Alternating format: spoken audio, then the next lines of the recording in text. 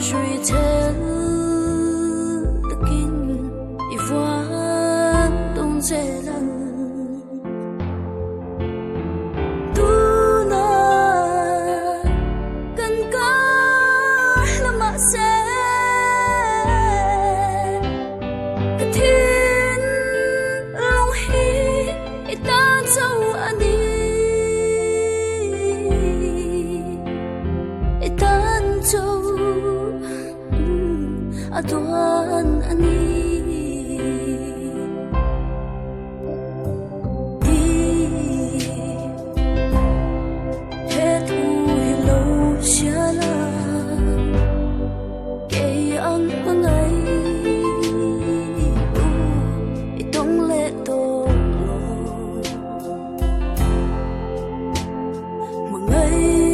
là lời phi loan phiền đông